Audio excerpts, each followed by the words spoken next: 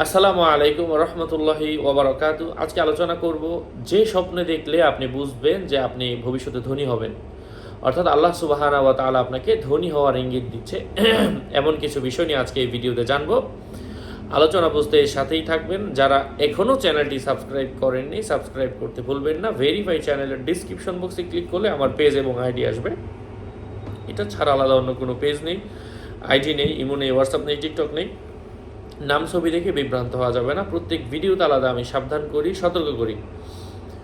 স্বপ্নে কোনো মানুষ যদি দেখে যে নদীর পানি সে নিজে সেচ দিয়ে নিজের বাড়ির দিকে নিচ্ছে, যে কোনো জায়গা থেকে পানি তার বাড়ির দিকে নিচ্ছে, এর মানে হচ্ছে সে নিজে ধন সম্পদ পাবে।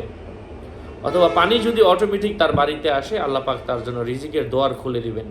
কারণ পানি এটা আল্লাহ পাকের পক্ষ থেকে অনেক বড় নিয়ামত। আল্লাহ পাক বলেন, ইন আরাইতুম ইন আসবাহা মাউকুম গাওরান ফামাইয়াতিকুম বিমাইম মাইন।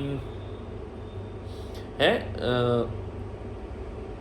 তোমরা কি ভেবে দেখেছো যে পানি যদি আল্লাহ পাক নিচে নিয়ে যান, পানি ছাড়া তোমরা কিভাবে বাঁচবে? একটা সেকেন্ড বেঁচে থাকা সম্ভব না। বর্তমানে দেশে তেলের ক্রাইসিস, মানুষ বেঁচে আছে তেল ছাড়া, কিন্তু পানি ছাড়া একটা সেকেন্ড কেউ বাঁচতে পারবে না।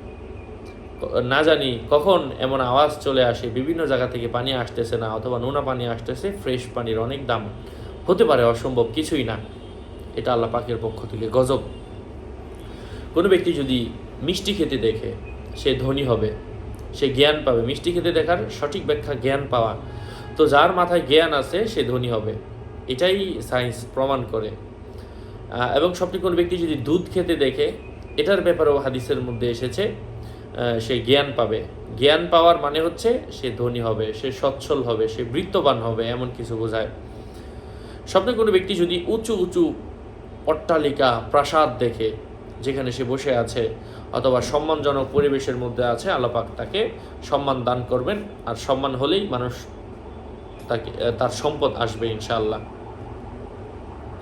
স্বপ্নে কোনো দরিদ্র মানুষ যদি দেখতে পায় যে সে নিজে, তার স্ত্রী অথবা তার পরিবার থেকে কাউকে মন্দ কর্ম বা জিনার কারণে তাড়িয়ে দিচ্ছে, এর অর্থ হচ্ছে স্বপ্নদ্রষ্টা সচ্ছলতা এবং ধন সম্পদ পাবে, এমন কিছু বোঝায়। যাই হোক, বিষয়গুলো নিয়ে অনেক ভিডিও আছে, আপনি দেখবেন, উপকৃত হবেন। সকলের মঙ্গল এবং দীর্ঘায়ু কামনা করে এখানে শেষ করছি। দেখা হবে অন্য কোনো এপিসোডে। আসসালামু আলাইকুম রহমতুল্লাহি ওয়া বারাকাতুহু।